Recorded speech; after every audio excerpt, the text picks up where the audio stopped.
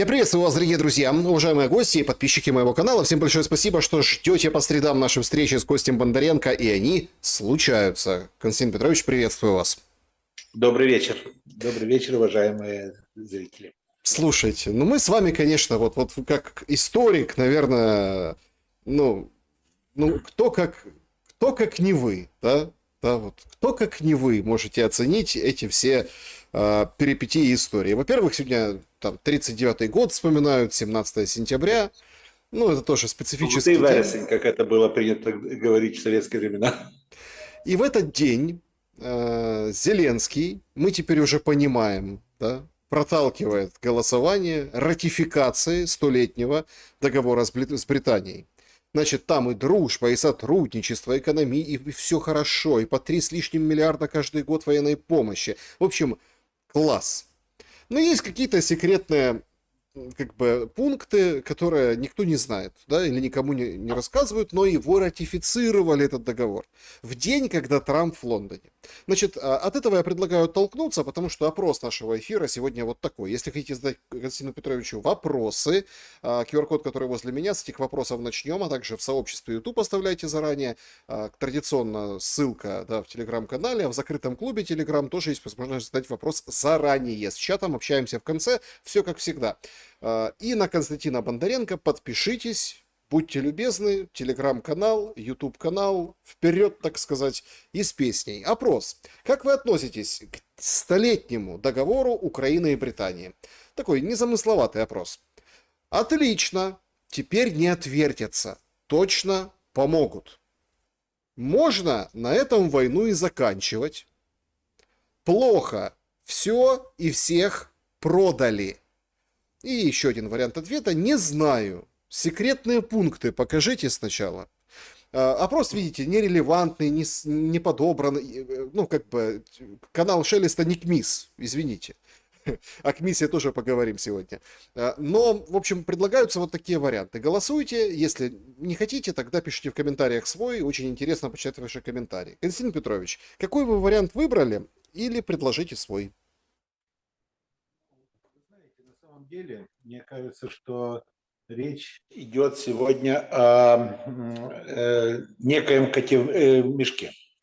Вот кот в мешке, за которого голосовали. Вот. Если ратифицируют договор, текст которого неизвестен в полном объеме, если предлагается фактически джентльменское соглашение депутатам, вот вы проголосуете, потому что джентльмены должны доверять друг другу, в таком вот духе, знаете, мы можем далеко зайти. Потому что очень и очень многое в любом договоре зависит не только от смысла и от того, что прописано, но даже от запятых или же от очередности тех или иных пунктов. Мы все научены опытом Минских договоренностей, где от очередности пунктов зависело содержание этого договора. Так вот, мы не знаем, о чем этот договор. Депутатам попросту сказали, вы должны проголосовать. И не вашего ума дело, за что. Вот они и проголосовали. Я неоднократно говорил, что при монобольшинстве, в условиях, в которых сегодня оказался парламент, можно запросто поставить на голосование постановление об отмене 3 законов Ньютона, и депутаты проголосуют без зазрения совести. Все бы хорошо. Но сегодня многие пишут, что фактически судьба Украины будет решаться в Лондоне между Трампом и Карлом. И последние действия, они складываются после этого голосования в определенный пазл. И вот эти заявления Зеленского, интервью Sky News о том, что Стармер, мол, сейчас за нас похлопочет, Трамп, не малодушничай, давай смелости набирайся, вводи санкции. Теперь все как бы стало на свои места. Если раньше оно было плюс-минус фрагментарно, теперь мы видим линию офиса президента и Зеленского. Мы видим, что они делают. И абсолютно теперь неудивительно, что Джонсон приезжал, спикер парламента британского, даже Гарри, как на телеграм-канале Костя Бондаренко, ручкался с главой Соломенского района города Киева с подписью «Государственники». Один отлучен от двора, другой матюкается, ходит на бомжей в укрытиях. То есть все теперь выстроилось в стройную картину. И, наверное, легче следующий шаг предугадать. Правда, что в Лондоне все решится? Смотрите, это все логике, в логике тех событий, которые происходят в последнее время. Давайте начнем немножко с более ранних времен. То есть в Анкоридже на Аляске Путин и Трамп встретились, обсудили целый ряд вопросов, в том числе и вопрос Украины. Понятное дело, что для более тесного сотрудничества между Соединенными Штатами и Российской Федерацией необходимо каким-то образом решить украинский вопрос. Путин неоднократно заявлял, мы готовы, но на наших условиях решать этот вопрос. Для Трампа этот вопрос тоже очевидно, что это не его война, он уже десяток раз повторил, что это война Байдена, и что он готов эту войну закончить. Вот. Но есть же еще одна сила, это Европа. Европейские партнеры Соединенных Штатов, которые с 1 августа фактически стали не партнерами, а вассалами, поскольку подписали кабальные для себя тарифы, пошлины, согласились на определенные энергетические соглашения, крайне невыгодные для них и так далее. Но, одним словом, дали возможность вытереть в них ноги, как только хотели, как только хотят Соединенные Штаты. И Трамп, понятное дело, сказал, что хорошо, я решу вопрос с Европой. Потому что нехитрое дело сесть за стол переговоров Штатам и России. Вот, потом, соответственно, Соединенные Штаты донесут до Зеленского свою позицию. Вот, но Зеленский всегда может апеллировать именно к Европе. А главной силой, которая влияет на Киев и на ситуацию с войной, так называемая третья сила, которая время от времени ставит палки в колеса и которая время от времени заявляет про то, что там заявляет свою собственную позицию, или же даже не заявляя, начинает там проводить свои какие-то действия. Вот это именно Европа, это Лондон, это Великобритания, вот, и так далее, как лидер именно вот этой европейской партии войны. И сейчас Трамп, очевидно, поехал в Великобританию для того, чтобы довести свое видение, вот, свою позицию до британского истеблишмента. В Британии Стармер, который уже несколько раз пытался разговаривать с Трампом и не может найти с ним общий язык, вот, Стармер очень надеется, что последнее слово скажет король Чарльз, что авторитет, неформальный авторитет короля Чарльза, Карла, там, как угодно будем его называть, но что авторитет короля будет именно тем весомым аргументом, который сыграет свою роль и повлияет на Трампа. И Трамп, соответственно, примет правильное с точки зрения этой партии войны решение. Вот. Но судя по тому, вот сегодня я посмотрел кадры, как Трамп нарушает протокол, как Трамп абсолютно, да, ни во что не ставит короля, идет впереди него, там, значит, это все говорит о том, что на самом деле вряд ли Карлу удастся добиться какого-то результата.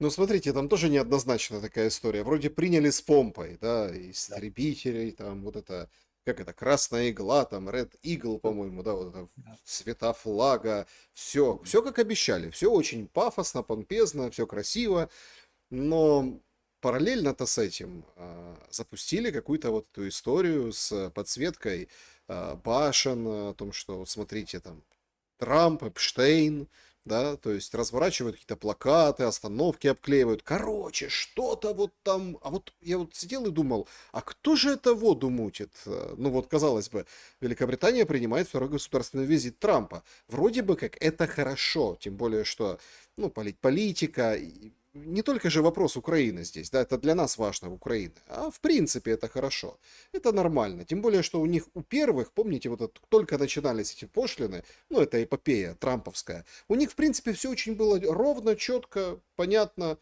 невысоко в плане там процентных ставок, все отлично, и по идее, хороший же должен быть прием, а тут вот такая засада, кто ее устроил? Я не знаю кто, но я не знаю точно, это пусть полиция, пусть Ми-5, вот, или даже Ми-6 пусть устанавливает. Ну, понятное дело, могут сказать, что это все Россия, российские козни, что это все Путин. Вот, это проще всего сказать. В Лондоне. Поэтому, да. Но в целом, знаете, есть в Британии силы, которые считают, что необходимо действовать по принципу в отношениях с Соединенными Штатами, чем хуже, тем лучше. Чем больше наломают дров те же лейбористы, которые находятся при власти, чем больше ослабнут мейнстримные партии, тем больше шансов на то, что может состояться парламентский или же правительственный кризис, в результате которых к власти может прийти партия реформ, например, Найджела Фаража. Вот. Дело в том, что вот последние социологические опросы, которые 2 недели назад были опубликованы, они показывают, что партия Найджела Фаража, партия реформ, она фактически превышает по количеству сторонников сегодня суммарный результат консерваторов и лейбористов вместе взятых. Вот. Поэтому понятное дело, что если сегодня британская политика относительно Соединенных Штатов провалится, вот, то мы понимаем, кто может сформировать следующее правительство. Ну так а что с договором тогда делать? Договор – это просто, что называется, такая себе публичная манифестация вот, нынешней украинской власти. Знаете, есть такое выражение у психиатров – манифестация называется. Когда проявляются те или иные, когда ярко проявляет тот или иной индивидуум, больной психическим заболеванием, проявляет свою вот именно вот эти девиации. И обычно они обостряются с наступлением осени. И вот сегодня как раз, вот если мы сложим вот, одновременно интервью Зеленского, Sky News, интервью, дальше вчерашнюю встречу Зеленского с депутатами фракции «Слуга народа», нынешнее решение там, поставить на голосование ратификацию столетнего договора с Великобританией и прочее, это показывает, что Зеленский всячески демонстрирует Соединенным Штатам, что никакой вы нам не хозяин, и не будем мы плясать под вашу дудку, и даже не суньтесь к нам со своими предложениями. Это вот такая себе вот просто такое позерство. Ну вот, и вот как бы демонстративно мы покажем, что наш настоящий друг – это Великобритания. И на Великобританию мы будем дальше обращать внимание, а не на какие Соединенные Штаты. Более того, по моим данным, сейчас в Украине готовится несколько серьезных кадровых решений, вот, которые приведут в самые ближайшие дни, возможно, самые ближайшие дни могут привести к отставкам некоторых очень ярких чиновников и вообще известных личностей, которые ориентированы на Соединенные Штаты в Украине. Так а кто у нас Да. ориентирован на Ну, Соединенные Штаты? да, я думаю, что мы очень скоро это можем увидеть, тем более, что Соединенные Штаты уже заявляли о том, что мы просим вас не трогать этих личностей. На что им бы ответили, что мы независимое государство, ни от кого не зависим вообще, и, пожалуйста, не вмешивайтесь в наши внутренние дела и прочее, и прочее, и прочее. То есть вот такая поза. Понятное дело, что Зеленский очень скоро почувствует на себе вот, всю прелесть вот этого своего позерства относительно Соединенных Штатов. Очень скоро это аукнется. Вот. Но, знаете, дурное дело не хитрое. Константин Петрович, ну, вообще совещание со слугами это очень интересно. Сразу выходят разные депутаты, причем слуги.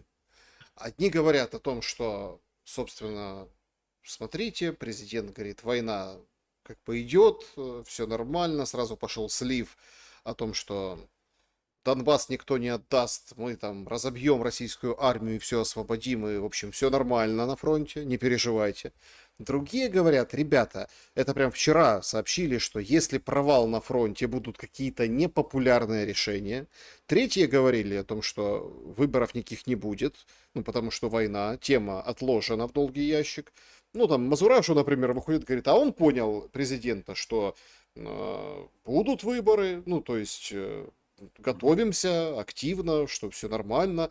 Короче, какой-то разброд и шатание. Ну и, конечно, инсайт от Гончаренко поразил просто. 10 слуг на 5 минут опоздали, их не пустили, причем телефоны уже взяли, вроде пропускать, а потом сказали отворот-поворот. Ну, мол, так, воспитательные такие меры. Ну да, Что вы скажете? Вот все-таки это, по всей видимости, в этом-то весь Зеленский. Простите за, ну, такую бедность речи или там просторечность, да? Хрен поймешь, что он там им сказал. Получается, это мы знакомый, видим. который присутствовал на этом совещании, вот, депутат, он рассказывал, что он так и не понял, ради чего их собрали, потому что было очень много противоречивых заявлений. Такое впечатление, что президенту надо было просто выговориться, выступить с речью. Вот, вопросы и ответы как бы были достаточно скудными, были больше монологи президента, причем было очень много странных заявлений, из которых можно было понять и что к выборам надо готовиться, и что выборы неуместны. Вот это мой прямой вопрос, так что выборы будут или нет. Он сказал, вот было сначала сказано, что мы все должны готовиться к выборам, ну вот, причем с таким намеком, что от вашей активности, от вашей позиции будет зависеть, попадете вы в следующий парламент или нет. Ну, такой намек. Вот. А дальше говорит, что никакие выборы сейчас не будут, никакие выборы на часе, условно. Вот. И так далее. То есть такого духе. Что касается как раз вот этих вот решений, как сказал мой приятель, вот, он говорит о том, что это было сказано с таким металлом в голосе, вот, о непопулярных решениях, и это чувствовалось для многих как некая угроза даже вот, по поводу этих решений. Так что возможно, что речь идет даже не о том, что Зеленский собирается, если будет какая-то ситуация сложная на фронте, идти и садиться за стол переговоров. Возможно, он приготовит какие-то новые мобилизационные действия, которые могут коснуться и депутатов, в том числе, или же там, Нет, ну, это, конечно. да, нет, конечно же, я шучу про депутатов, Нет, но смотрите, было сказано давайте так, я, созвучно. я сразу просто скажу, это действительно гуляет тоже так в кулуарах, источники, там, инсайды.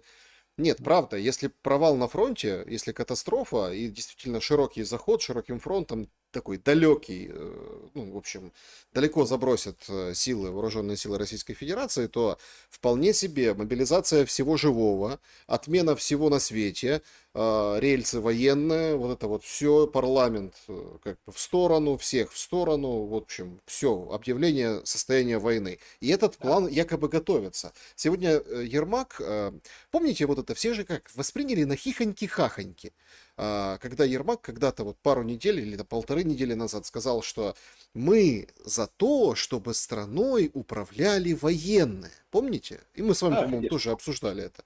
Вот Да. сегодня, пожалуйста, перед нашим эфиром представляет очередного там бойца. Правда, я там должности прочел, не услышал. Ну, типа в офис президента взяли, ну, там, вояку, который там очень креативно там дроны использовал. В общем, нового военного взяли в офис президента, понимаете, сегодня.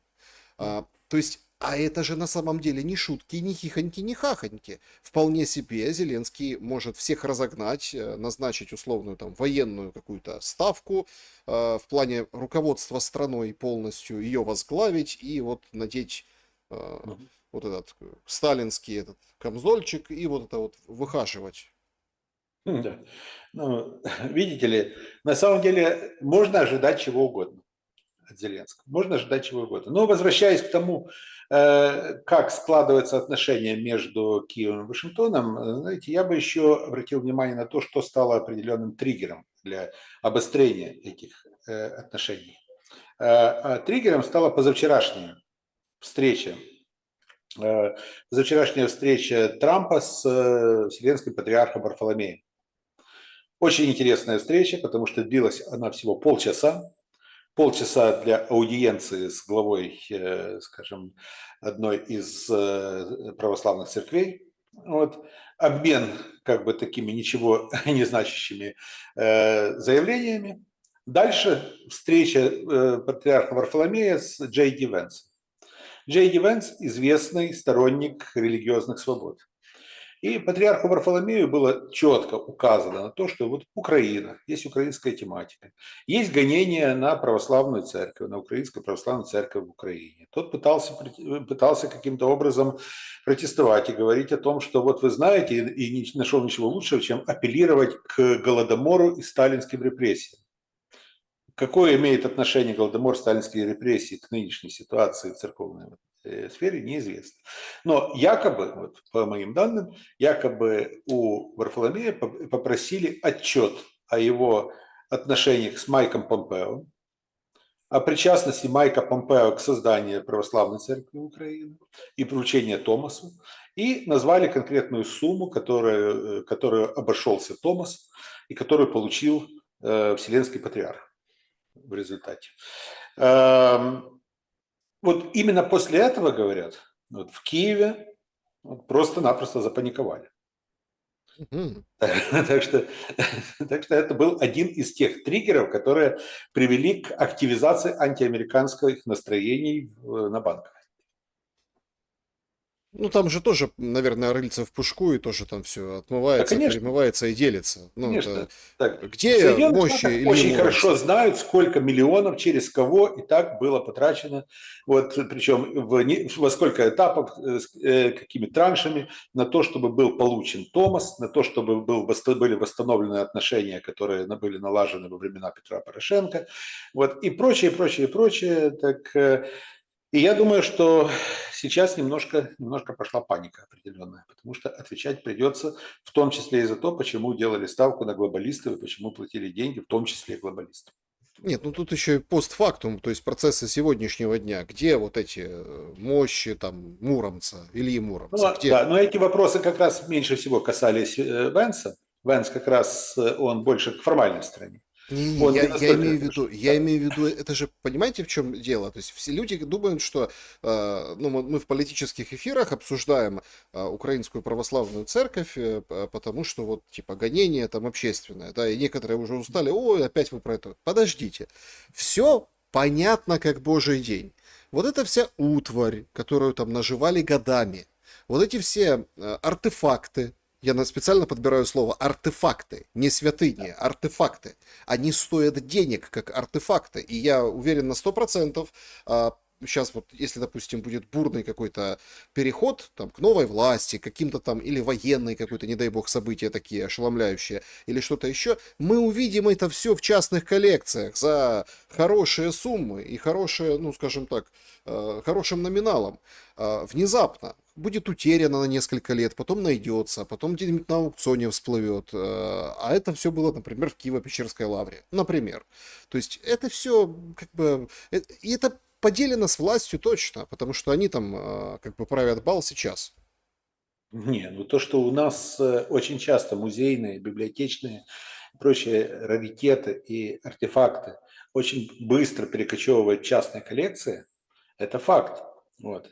Наряду с тем, что коллекции у нас пополняются там, артефактами, которые там, поступают из черного рынка и от черных археологов, вот, я сам видел не менее 5 крупных коллекций в Украине, вот, крупных коллекций в Украине, частных коллекций, вот, в которых были те вещи, вот, которые считаются утерянными из библиотечных фондов или же музейных фондов. Вот. И никто этого не стесняется. Вот. И коллекционеры знают об этом. Вот, и так далее. Оригиналы там, Гутенберга и так далее. Первой печатной книги, условно, которые пропали из библиотеки Вернадского. Они в Киеве, они никуда не девались. Не, может, сейчас с началом войны куда-то. Вот. Некоторые элементы из коллекции с Киевского завода. Ну, скажем так, это просто еще один камешек туда, в копилку, но, судя по всему, на самом деле проблемы серьезные у Зеленского, и вот это обострение, которое вы подметили, осеннее обострение у Зеленского, оно сегодня ярко проявилось на брифинге. Ну, там как, приехала Мецола. Не путать с Мацолой. Мацола — это пивовар, который... Я не знаю больше таких пивоваров, который крутил себя как хозяина пивоварни львовской, прям и в разных позах, местах, сценариях, сюжетах. Поэтому у всех украинцев Мацола пиво варит человек и продает по Украине. Ну, такой пивной магнат. А это Мецола, то есть, да, там даже пишут ТС, ну, в общем, С, неважно, Мецола. Она Европарламентом заведует и приехала как большой гость, так сказать, в Киев. Выступила перед Радой, открывает она свою свой филиал Европарламента. В общем, все хорошо. А дальше же что? Интересно. Брифинг. Выходит Мецола, она, в принципе, отработала номер идеально. Я думаю, что есть элемент определенной благодарности, будет точнее, ну как гонорарного типа. Ну она же так далеко ехала, бедная девушка, вот это вот тряслась в поезде, как всем. Потому что она сказала очень мало, но четко и емко и понятно. Значит, гарантии безопасности, членство в Евросоюзе. Все. Что еще должен сказать глава Европарламента в Киеве, воюющая страна, конечно. То есть она отработала нормально. Но Зеленский что-то поплыл. Говорит, у меня два плана. План А – это закончить войну в этом году. План Б – 120 миллиардов. Слушайте, 120, типа 60 миллиардов бюджет и плюс еще 60 миллиардов. На фоне вот этой истории с бюджетом, когда идет такая повальная раздача слонов направо и налево, и студентам, и врачам, учителям, всем медосмотр бесплатно, там выплаты и все остальное. Но подождите, какая-то очень вообще странная логика. Что за 120 миллиардов, откуда они взялись, и действительно ли цена войны в следующем году 120 миллиардов? Никто не знает. Никто не знает ни интенсивность боев, никто не знает, сколько необходимо реально оружия, сколько необходимо реально средств для украинской экономики. Но со стороны Зеленского это своеобразный такой шантаж Европейского Союза. Европейцы постоянно требуют, чтобы Украина продолжала воевать. Остановка войны – это поражение не только Украины, это поражение в первую очередь Европы.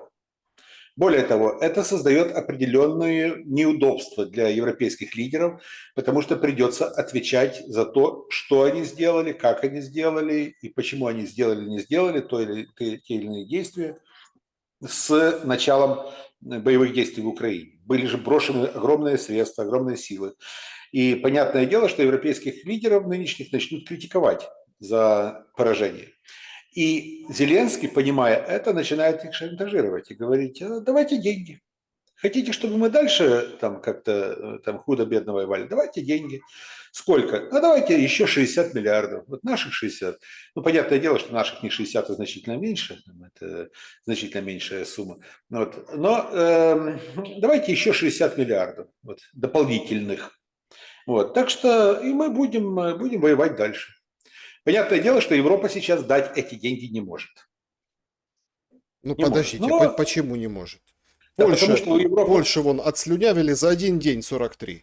я понимаю, вот так, дело в том, что Польша дать, там еще кому-то, еще кому-то, еще кому-то, какие-то сектора, закрыть какие-то экономические сектора, потом плюс ко всему сейчас повысились пошлины в торговле с Соединенными Штатами, повысятся те выплаты, которые необходимо будет заплатить за газ и нефть. Вот. И вопрос, а где брать дальше деньги для Украины? Вот, это надо затянуть пояса. Это надо запустить либо механизм инфляции, либо же там, запускать другие непопулярные механизмы, которые могут привести к очень серьезному бунту. И давайте вспомним просто слова той же Маргарет Тэтчер, что не существует никаких государственных денег, существуют только деньги налогоплательщиков. Это значит, что необходимо залезть в карман к налогоплательщикам для того, чтобы дать деньги на какую-то непонятную Украину, которая претендует на то, чтобы присоединиться к Европейскому Союзу. В Европе это с ужасом осознают. Вот. И, соответственно, в этом плане вот Зеленский чудесно понимает, что вот он скажет 120 миллиардов. Вот хотите, давайте, хотите, нет. Но тогда у нас не останется другого выбора, вот, если вы не дадите деньги.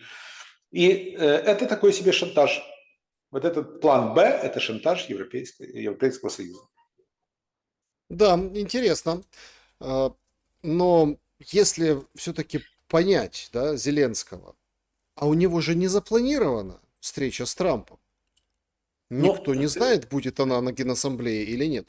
никто не знает, но уже как бы пошли такие вот уже слухи, что на следующей неделе все-таки Трамп примет Зеленского, что все-таки они встретятся.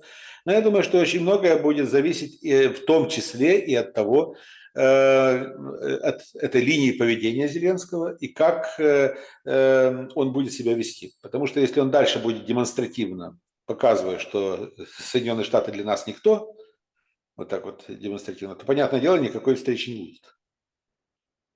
Да, друзья, мне подсказывают в чате трансляции, что что-то, какая-то история там подвисает эфир, ну такое бывает с Ютубом.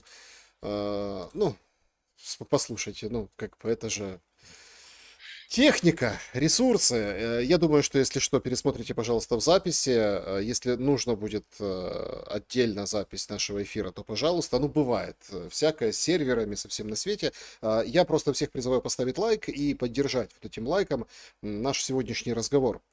Я отлично вижу вас, Александр, у меня вроде бы без помех, так что... Нет, ну это пишут в чате, что там есть Да. определенная буферизация, там подвисание и так далее, и так далее.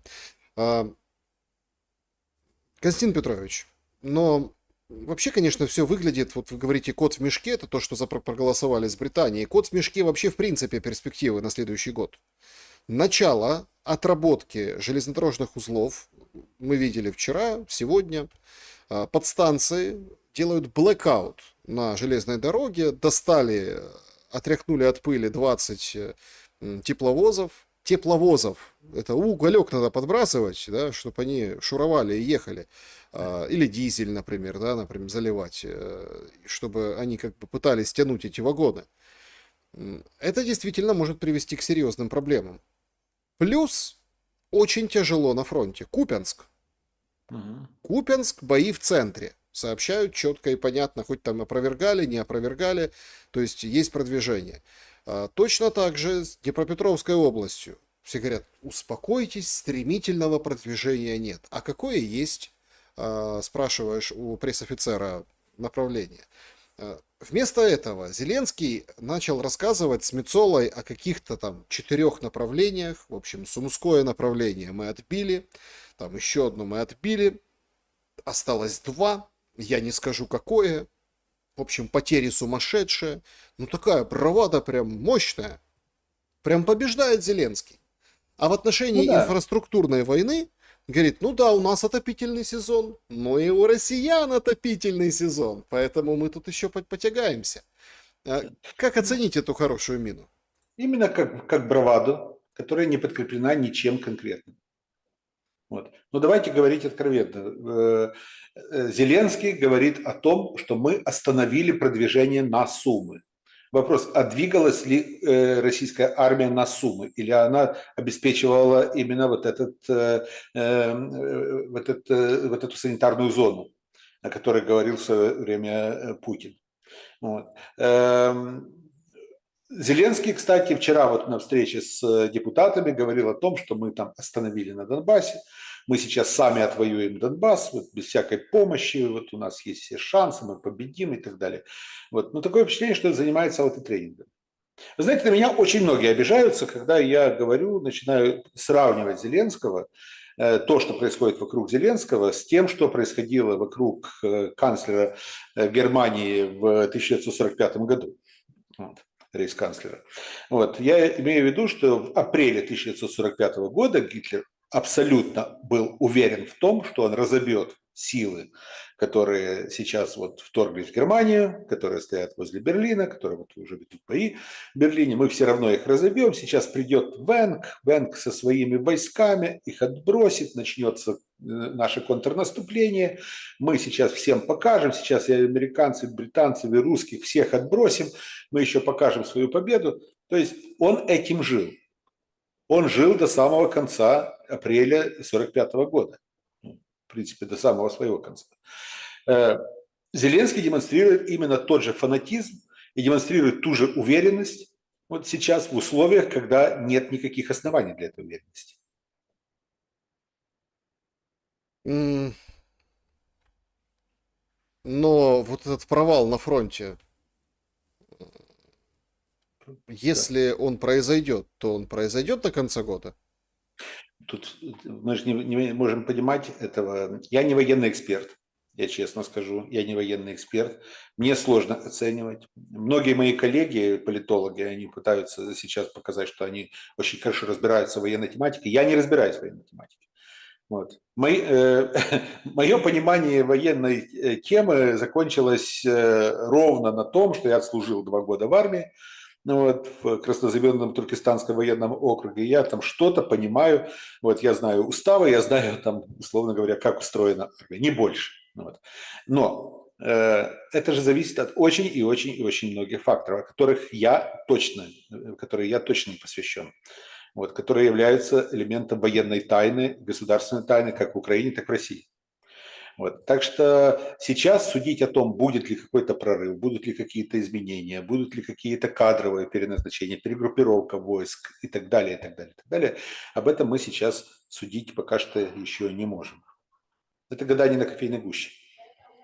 Ну, интересно, что вот артикулируемое поражение, ну, условно, или отступление, когда ты слышишь поражение, отступление, там, наложенное на количество СЗЧ, наложенное на там, бусификацию и прочие такие вещи, которые это все сопровождают, ты понимаешь, что, вот помните, был такой, Ермак его, кстати, вбросил в каком-то 23-м или 22-м году, что типа война закончится внезапно. Вот точно так же это все может произойти внезапно, одномоментно, и все будет зависеть от того, как быстро сориентируется, условно, там, Российская Федерация на том или другом участке фронта пройдет куда-то дальше. Ну так, чтобы все обалдели, например, как далеко прошла.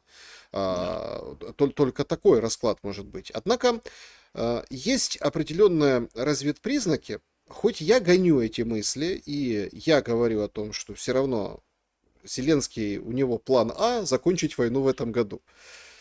Судя по всему, это план А, это план Т Трампа. Да. И, наверное, все-таки его будут гнуть на этот план А. Ну, или Т. И все-таки там есть шансы, что в этом году все закончится. Но многие говорят, что война будет продолжаться. И разведпризнаки с той стороны, с Российской Федерации, нам об этом говорят. Во-первых, Запад 2025. Путин в военной форме с пистолетом. Все говорят, ну понятно, все, значит, будут воевать. Дальше. Козак, который, как утверждается, да, из администрации президента Путина, увольняется на выходных, пишет заявление, и утверждается, что он был единственный, его там вырезали из телевизионной версии, который, когда всех опрашивали, там он высказался против войны и сказал, что нужно там другими методами и так далее, и так далее. Ну и якобы сейчас уходит, пишет заявление, уходит в бизнес. И Козак известен еще тем, что он коммуницировал с Ермаком. И просочились в западную прессу вот эти слова, что Ермак всячески хотел чего-то как-то вот так выписать, чтобы это потом можно было трактовать по-другому. И пару крепких слов Козак тогда ему отвесил, ну так передают, что, мол, ребята, давайте четко по пунктам.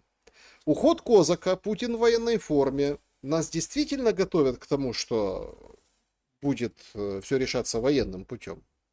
Смотрите, дело в том, что появление Путина на военных учениях Запад-2025, вот, я, скажем так, в большей мере, я думаю, что это адресовано не столько Украине, сколько Западу. Это предостережение Запада. Территория Беларуси, вот, граница с Польшей, Литвой, Латвией и так далее. То есть это все является свидетельством тому, что в принципе Путин решил таким образом послать своеобразное послание Западу. Тем более, что Запад давно уже вынашивал планы вот, возможной интервенции или вторжения в Беларусь для того, чтобы сменить режим в Беларуси. На фоне того, что сейчас происходит потепление между Лукашенко и Соединенными Штатами, это вызывает очень большую панику и недовольство в европейских столицах. Вот, Путин решил продемонстрировать, что мы готовы защищать наши интересы, и это сигнал абсолютно не Украине. Он не приехал на берег Припяти для того, чтобы помахать пистолетом с того берега в украинскую сторону. Вот, это сигнал в первую очередь Европе. Что касается Козака. Вопрос отставки Козака был решен уже давно. Об этом не писал только ленивый на протяжении последних месяцев, что Козак уходит, ему пророчили разные должности. И здесь, я думаю, не стоит искать там какие-то параллели с Украиной. Да, Дмитрий Николаевич Козак, уроженец Кировоградской области. Ну вот, кстати, земляк покойного Евгения Кирилловича Марчука, они из соседних районов. И сделал карьеру, блестящую карьеру в юридической сфере в Ленинграде, потом в Петербурге. Ему очень многим обязан в период становления сам Путин, поэтому Путин его держал рядом с собой постоянно. Вот. Но у Козака были очень сложные отношения с влиятельнейшей группой Ковальчукова. Вот. И здесь я бы не рассматривал то, что происходит в России, сквозь призму того, что вот влияет на это украинский вопрос или не влияет. Вот. Отправили Козака из Украины или не отправили. В России есть и свои вопросы, свои проблемы, свои межэлитарные отношения, своя повестка дня. И украинская тема – это одна из тем. Россия не живет только Украиной. Россия не живет только войной.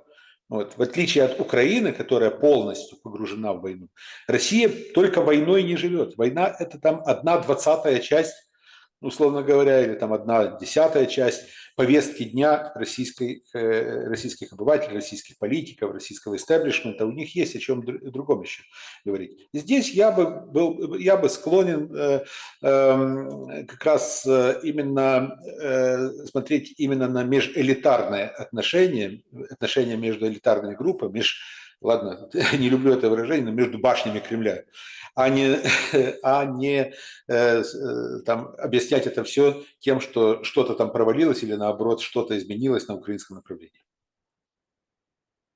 Мы очень часто любим рассматривать события в мире сквозь призму известного анекдота. Дети, запомните, города Москва, Пекин и Токио находятся на левом берегу Днепра, а города Лондон, Париж и Нью-Йорк на правом берегу Днепра.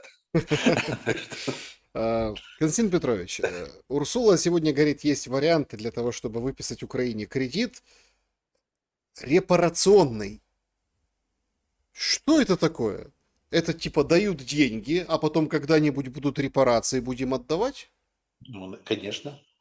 Конечно, репарационный кредит, который, это, я так понимаю, некая такая разновидность такого ленд-лиза в финансовой сфере.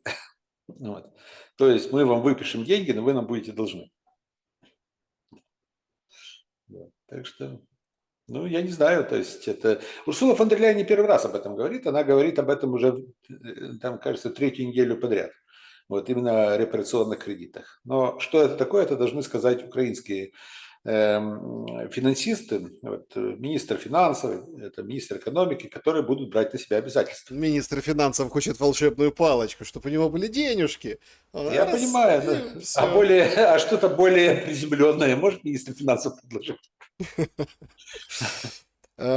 Константин Петрович, сегодня случилось нечто. Вчера, конечно, случилось нечто, а сегодня вот прям продолжилось. Львов штормит. Значит, выходит свободовец, горсовет, говорит, Львов становится русскоязычным. Беда какая, надо что-то делать, защищать страну, защищать Львов. Как это? Ну, понятно, да, то есть приехало много людей из центральной, восточной Украины во Львове, находятся, русская речь, ой, беда. А сегодня вдруг в ремонт отдавал телефон садовой, а у него там прослушка. Представляете, об этом так и рассказывает. Кажется, русские пошли на Львов? Последний раз последний раз в 1939 году, как раз сегодня, как раз годовщина Золотого вересня, вот, когда 17 сентября 1639 года советские войска вошли на территорию Западной Украины. Мой родной дед, кстати, принимал участие в этом походе. Вот, так что касается русских, русский язык во Львове в данной ситуации это попросту тема, которая позволяет партии «Свобода» снова попытаться попасть в повестку дня или сформировать повестку дня таким образом, чтобы стать актуальными для Львова. Во Львове партия «Свобода» была очень актуальной партией, очень влиятельной партией лет 15 назад. Тогда вот в 2010 году во время выборов, местных выборов во Львове, во Львовской области, партия «Свобода» продемонстрировала примерно такой же результат. Ну, это было по значению, можно было сказать, что это была такая революция, электоральная революция, как в 2019 году «Слуги народа». Когда, когда даже там какие-то неизвестные студентки, грузчики с Сыховского рынка и прочие вошли, стали депутатами местного совета, потому что вот все дружно поддержали партию «Свобода». А сейчас партия «Свобода» потеряла свое влияние. Необходимо о себе напомнить. Вот они решили показать, что они как раз являются той партией, которая защищает интересы коренных львовян и, соответственно, не дает возможности приезжим, тем, которые понаехали, диктовать свои условия в культурной сфере. Вот. А что касается Садового, ну это уже, я думаю, это вопрос Андрей Иванович должен задать его своему окружению, каким образом и кто брал его телефон в руки. Нет, ну это тоже какая-то интересная история. То есть прослушивать Садового, ух! Ну, на фоне того, что там стреляют, то Фарион, Да. то Порубия, то Ну, я есть... думаю, что кому-то, я думаю, что спецслужбам было бы очень интересно узнать там состояние канализации в городе Львове, вот, состояние водоснабжения города Львова и так далее. На что еще может повлиять Садовой, по большому счету. Да. Ну, землеотводы это само собой, там строительные группы и прочее это само собой, но там вывоз мусора само собой. Но вопрос в том, что кому это было по большому счету надо. Очень интересная формулировка была на этом форуме ЕС, ну, в общем, на панелях этих, у начальника службы внутренней разведки Эстонии. Он говорит, что надо помогать Украине, денежки давать, чтобы, так сказать, украинцы не перешли на сторону России и вместе с Россией не угрожали Европе. То есть мотивация, конечно, уровень бог на самом деле. Вместе с этим мы видим, как немножко происходит такое отрезвление. Эстонцы границу с Россией закрывать не хотят. Литва по поводу беспилотников говорит: ребята, не-не-не, это ошибка, вот точно, не надо как бы разжигать вот этот пожар. Ну, а Банковая, конечно, разжигает, беспилотники продолжают там в топе быть и отражаются на жизни украинцев в Польше. Ну, потому что там то перепутали там с кем-то украинца, то, в общем, начинается внутренняя такая вражда, она возвращается, да. И там 100% люди, я думаю, уверены вот Украина запустила. Туск как ни кричит, что если это версия, что Украина запустила беспилотники, значит вы агенты Кремля, но поляки, в общем, начинается вот эта история очень такая неприятная. Сегодня действительно вот это 17 сентября. А как вы думаете, а может вообще все обернуться таким образом, что вот эта украинская армия, ну, Вы знаете, я в российская... прошлом году вот эту версию услышал от австрийских военных, вот, которые мне задали вопрос такой. Вот. А есть ли такая возможность, такая опасность, что на каком-то этапе русские и украинцы могут между собой там примириться, вот, и объединиться? Вот. Ну, понятное дело, это сегодня выглядит фантастически, но в перспективе, вы знаете, очень многое, что выглядело фантастически еще там, скажем, 10 лет назад, сейчас таким фантастическим не выглядит. Вот. Если бы 10-15 лет назад кто-то сказал, что Украина и Россия будут воевать между собой, ну, извините, пожалуйста, на него посмотрели бы как на сумасшедшего. Вот. Сейчас это абсолютная данность. Ничего нельзя воспринимать исключительно сквозь призму дня сегодняшнего. А в будущем ничего нельзя отрицать. Никогда не говори никогда. Вот. И в этом отношении я как раз думаю, что очень важно как раз, чтобы любое развитие ситуации не стало для нас какой-то неожиданностью. Вот. Самые фантастические варианты вот, могут воплотиться в жизнь. Сегодня украинская и российская армия – это две армии, которые имеют опыт боевых действий. Опыт, которого не имеют другие армии. Такого опыта не имеет никто. И сегодня это действительно боеспособные вооруженные силы. Они продемонстрировали свою боеспособность. И российские военные говорят о том, что да, очень высокие показатели вот, у украинской армии, высокий боевой дух и прочее. Это стоит отдать должное. И украинские военные, даже тот же Залужный говорит о том, что достаточно высокие показатели, вот именно очень серьезные высокие показатели, нельзя пренебрегать этими показателями, нельзя недооценивать российскую армию.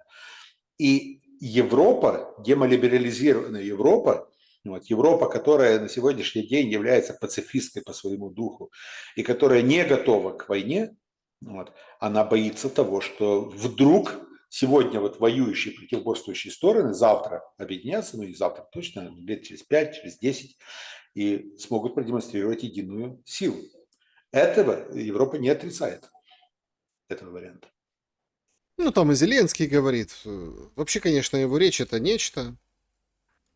Вот я хотел бы как бы понять. Понятно, что вот столетний договор это вот прям тема, ратифицировали. Трамп в Георгиевском дворце 50-метровый стол, там ему уже накрывают, он слушает хор. Ну, то есть это вот сейчас происходит, да, он сейчас в Лондоне, его там, ну, в общем, кружат Трампа, и Меланию немножко подкруживают. Но вот тут же очень важный вопрос.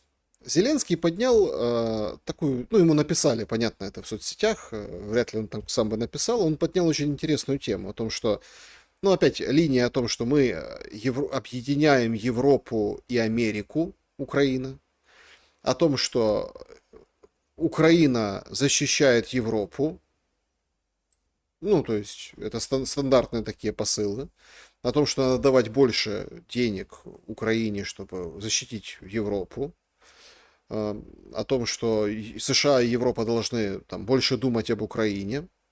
Вот тут возникает важный вопрос. Ну, он утверждает, что мы нужны. А давайте вот так. Украина нужна Европе? Или Украина нужна Британии? Или Британия нужна Украине? Или вот Европа нужна Украине? Как бы вы ответили? Процесс для Британии Украина является инструментом достижения ее политических целей. Вот. Британия использовала Украину исключительно как триггер в антироссийской политике, как определенного мальчика, который должен вытаскивать каштаны из огня в интересах Британии. И в этом интерес Британии сохраняется и далее. Британия дальше хочет использовать Украину как плацдарм для своих политических действий. Что касается Украины, Украина видит в Британии, в первую очередь, ну, не сама Украина, а Зеленский, Ермак и прочие, определенную защиту. Это будущая родина Зеленского. Зеленский после того, как обанкротится, как перестанет быть человеком, который является лидером Украины, он уедет в Британию. Другого у него пути нет. Вот. Он знает, что это его будущая родина. Вот. Это первое. Второй момент. Он знает, что это страна, в которой лежит досье на Зеленского, при помощи которого Зеленский управляет. Зеленский чудесно понимает, что именно Британия контролирует сегодня все его финансы. Вот. Те финансы, и Британия знает, где лежат его финансы и так далее. Поэтому нужна ли нам Британия, этот вопрос необходимо задавать в зависимости от того, кто находится у власти. Пока находится у власти Зеленский, который действует по принципу «Украина – это я, государство – это я», то мы исходим из того, что да, при таких обстоятельствах Британия нужна Украине. Вот. Если завтра власть поменяется, первым делом необходимо бежать от Британии подальше. Так а зачем, ну вот вы говорите, инструмент достижения целей? Ну смотрите, денег они дать не могут. Ну, конечно, Ну, пока. Пока не могут. То есть, Давайте смотреть не на внешнюю оболочку Британии, а именно на внутреннюю суть Британии. Потому что Британия тоже, в Британии есть свой deep state, то, что называется. В Британии есть свои, скажем так, параллельные структуры, которые очень серьезно влияют на политику, независимо от того, кто приходит к власти. Много говорят о доме Ротшильдов, вот, но для многих это как бы элемент конспирологии, но это же абсолютно реальная сила, это же абсолютно реальные люди, это абсолютно реальные деньги, реальное политическое влияние, информационное, финансовое, экономическое влияние, энергетическое влияние в разных сферах, вот, на разные страны. Вот. Это Британия. Это одна из тех сил, которые Британия использует для продвижения своих интересов. Ми-6, вот, которая сильна, которая является одной из самых сильных разведок в мире, вот, и которая имеет одну из самых длительных историй своего развития, своего функционирования в Центральной Европе, на Балканах, на Ближнем Востоке, в Центральной Азии, в Индии, в Пакистане и так далее. То есть там разветвленная сеть агентов Ми-6. Вот. И Британия при помощи Ми-6 тоже диктует свои условия. Британская элита, вот, выразителем которой был Борис Джонсон и остается Борис Джонсон, именно эта элита пытается продвинуть теорию неоимпериализма, вот, или же теорию черчиллизма. Не случайно Борис Джонсон написал одну из лучших биографий Черчилля. Он считает себя человеком, который должен возродить былую славу Британской империи, вот былую славу как раз той Британии, которая закончилась с Черчиллем. Он не понимает, правда, что именно Черчилль был одной из причин падения и распада Британской империи, но он очень хотел бы, чтобы Британия снова стала гегемоном. А для этого необходимо сделать целый ряд действий, которые будут касаться там, столкновения интересов Китая и Соединенных Штатов, ослабления и раздробления России, раздробления Европейского Союза и прочее. Как минимум для двух целей, которые я только что перечислил, нужна Украина. И относительно Евросоюза, и относительно России. И вот они готовы дальше использовать Украину именно как триггер и как таран. Ну, воевать-то никто не хочет. В Европе никто не хочет. Но Зеленский, как сказал американцам, что это же выгодная инвестиция. Вы не воюете, вы даете только деньги, а воюем мы, гибнем мы и так далее. Вот приблизительно то же самое он говорит и британцам. Своих же людей не жалко. Вы давайте деньги. Просто смотрите, вырисовываются в отдельную определенную линию цели этого всего замеса, чтоб у России кончились деньги, ее накрыл дефицит всего, там пошлины ввели против Индии, Китая, Индия, Китай скажет, ну извините, мы не можем тоже там покупать или там как-то в темную, в серую. В общем... Да, вы понимаете, что введение пошлин против Индии и Китая европейскими государствами, введение санкций против Индии и Китая европейскими государствами – это смерть Европы. На самом деле. Ну так а это что удар, такое? колоссальнейший удар. Это колоссальнейший удар по Европе, по ее экономике. Почему Трамп говорит, когда европейцы говорят Трампу, а вот давайте введите новые санкции, давайте солидарно введем санкции против России, против российских энергетических компаний.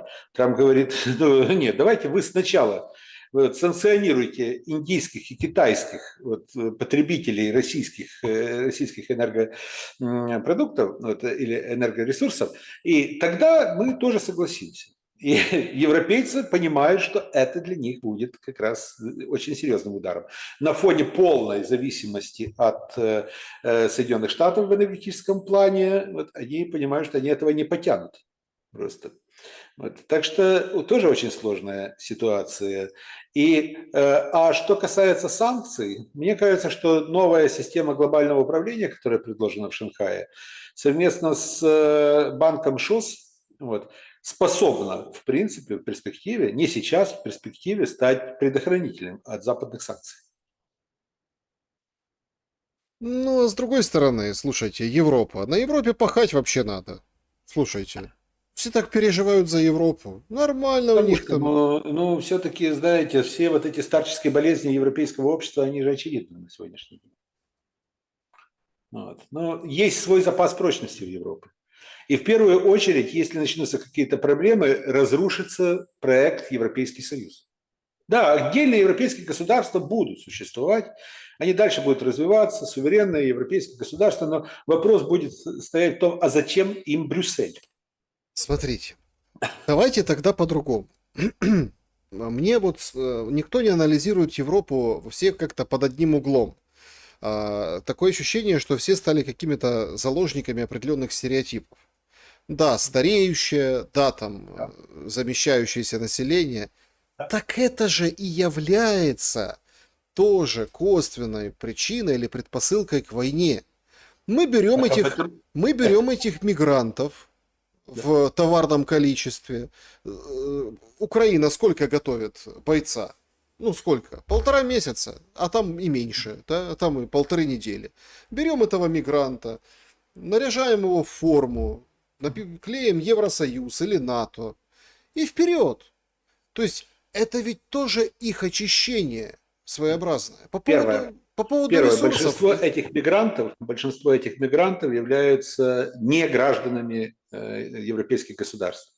Вот. Они на социале, они не могут быть, их нельзя заставить воевать.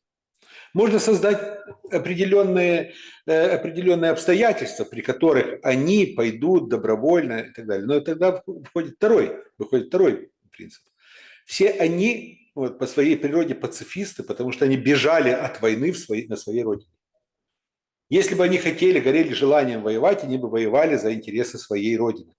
Слушайте, Но они прибежали в Европу. ничего себе Они спасались. пацифисты. Ничего себе пацифисты. Это уже другой Ерунду вопрос. какую творят. Подождите, Константин Нет, Петрович. они, конечно, но это разные вещи. Бандитизм и готовность защищать Родину – это две разные вещи. Да, они пассионарны, но они абсолютно не склонны к войне, к боевым действиям. Боевые действия предвидят порядок, дисциплину. Они предвидят там, готовность к самопожертвованию, готовность к определенным действиям там, и прочее. Вот. Эти люди не способны воевать.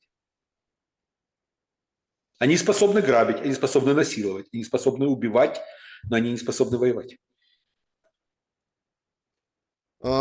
Да, друзья, давайте подведем итоги нашего сегодняшнего вопроса. Вопросов просто очень много в чате. Я так тоже старался не повторяться, потому что очень интересно. Смотрите, тут дельный совет есть. Если там подвисает, есть возможность перезагрузить страницу. Ну, это что-то с сервером YouTube. Это как бы тут у нас все отлично с Константином Петровичем. Еще раз напишите в комментариях, если останется в записи. Если нужно как бы в нормальном качестве, без подвисаний, отдельная запись, выложим, не вопрос, не проблема, обязательно. Значит, ну, потому что я вижу, что проблема есть, да, люди некоторые жалуются. Итоги опроса. Как вы относитесь к столетнему договору Украины и Британии? 4%. Отлично отношусь. Не отвертятся теперь, помогут точно. 10%. Можно на этом войну и заканчивать. Тоже интересный вариант, только 10% так вкурили, как говорится. Ну, все. Ну вот смотрите, это же тоже, ну как историк, это же историческая штука. То есть, ага, можно заканчивать войну, все. Украину отдали Британии, все нормально. Ну, то есть, это так и напишут в учебниках истории. Условно, пусть уходит Шотландия, а Украина заменит собой. Ну, вот такая история. Вот все, там новая колония. Вот цели, посмотрите, цели британцы добились ратификации парламента, вот этого всего. Можно заканчивать войну. 26% не знаю, секретные пункты сначала покажите, потом спрашивайте. И 60% плохо относятся, потому что всех и все продали. Вот такие итоги у нас сегодняшнего опроса. Что скажете? Ну, я среди четверти тех, кто сказали, что надо сначала посмотреть дополнительные пункты, но то, что более 60% они уже четко понимают, что ничего хорошего эти договоренности не несут, что этот договор не несет, это данность, это то, как относятся к Британии, к ее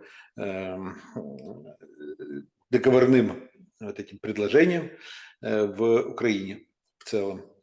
И это показывает большой серьезный разрыв между властью, между позицией власти и между народом, как народ к этому относится. Ну, а в целом, ну, бойтесь британцев, дары подносящих. Свежая новость только что появилась. Урсула фон дер Ляйен у себя пишет. Европейский Союз приостанавливает финансовую поддержку Израиля. По ее словам, из-за конфликта в секторе Газа поддержка Еврокомиссии на 25-27 годы будет приостановлена. Исключением станут гуманитарные проекты, мемориальный комплекс истории Холокоста и, в общем, все. Ну, я думаю, что это создает дополнительные трения в отношениях между Вашингтоном и Брюсселем. Это будет дополнительное трение, тем более, что Вашингтон всячески покровительствует Израилю в условиях такого демонстративного демарша. Отношения между Соединенными Штатами и Европейским Союзом могут дать еще одну трещину. Ну, еще одна новость. Федеральная резервная система США снизила процентные ставки на 25 пунктов. Это 25, короче, четверть процента, 0,25%. Слушайте, вообще, конечно, смешно. Как там он эту Кук увольнял Трамп? Как, собственно, к главе ФРС на какой козе не подлазил? Какие там были страсти? Ну, снизить хочет Трамп. Вот тебе, пожалуйста, 0,25%. Не, ну так естественно, в данной ситуации ну, Трамп все усиливает и усиливает в данной ситуации свои позиции. И до как минимум осени следующего года мало кто рискнет спорить с Трампом. Да, теперь переходим к вопросам вашим, дорогие друзья. Значит, вопросов действительно много. Я, кстати, прорекламирую, что у Константина Петровича периодически выходит тоже рубрика «Ответы на вопросы». И, в общем, милости прошу, переходите туда, интересуйтесь. Значит, Денис Смирнов сокрушается. Константин Петрович, Зеленский что, навечно? 6-й год его правления не видать просвета. Благодарю. Ну, он считает, что навечно. И я вот недавно совсем общался с некоторыми людьми, вот, которые время от времени приезжают из Киева в Вену, вот, встречаемся, пьем кофе, они тоже начали убеждать, так он же сидит крепко, он же еще лет на 5, вот, менее чем на 5 даже не надеется. Вот он, и когда-то еще я очень хорошо вспомнил, как один из людей из его команды, из команды Зеленского, еще в самом начале, нет, еще до войны, еще в 2021 году говорил мне, что ну ты же понимаешь, что Зеленский пришел лет на 20. Говорил мне. Я говорю, да ну типун тебе на язык, каких лет 20, вот откуда? Он говорит, ну вот мы посчитали, лет на 20 пришел. И война помогает ему оставаться у власти, а он дальше надеется. Он надеется, что уничтожив фактически политическую конкуренцию, всех политических оппонентов, загнав всех под плинтус, он останется один и будет руководить долго, счастливо. Ну, вот, и так далее. Так что, но наша задача, в принципе, всех граждан, чтобы эти мечты Зеленского не осуществились. Я не Денис, хочу писать второй том Джокера. не хотите, я понял. Денис, почему задержание под стражу агента НАБУ, который вел дело об окружении Зеленского, у США не возникает никаких вопросов? Потому что тоже в Соединенных Штатах сейчас считают, что НАБУ – это порождение именно глобалистов и демократов, что это их инструмент, а сейчас не видят большой необходимости в использовании этого инструмента. Вы же Светлана, видели, что когда начались вот эти проблемы вокруг НАБУ, Соединенные Штаты заняли нейтральную позицию, а в основном больше всех там кричали британцы и Урсула фон дер Ляйен. Посылали всякие проклятия в адрес Украины. значит, Светлана Мельник, Константин Петрович, добрый вечер. Почему так разрознена украинская интеллигенция за рубежом и бездействует? Разве нельзя объединиться, написать в ООН за защитой людей от русификации, выступить, как это делала Бережная? Где же ваши голоса? А вы знаете, где-то действительно большая проблема. Меня подмывает как-то написать об этом, вот, потому что большая проблема – это объединиться украинцам, которые живут за рубежом. Даже хотя бы самым активным украинцам. Потому что зарубежные украинцы – это там десяток разных центров, разных клубов, групп и прочих, которые между собой слабо коммуницируют, либо же даже там начинают искать какие-то возможности, чтобы насолить друг другу. Ну, традиционная украинская вот этот украинский принцип, что украинцы объединяются за 5 минут перед расстрелом. Мгм. Значит, вопрос. Трампа в Британии сегодня катали в карете с королем и конницей, а с Зеленским за все время войны даже наитеплейших обнимашек до них дело не дошло. В чем причина? Карета в ремонте была или колониальные традиции в Британии все еще сильны? Заранее спасибо за ответ, Виталий. Украина еще не была колонией Британии, а Штаты были. Им решили напомнить те времена. Нет, я шучу, конечно, но Зеленского тоже обнимали, принимали, встречался с королем, то есть все было.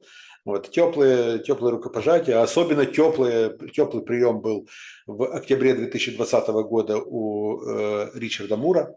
вот, шефа Ми-6. Вот, там очень теплый прием, о чем-то час 40 разговаривали с Зеленским и Ермаком, после чего Зеленский полностью поменял свою политику.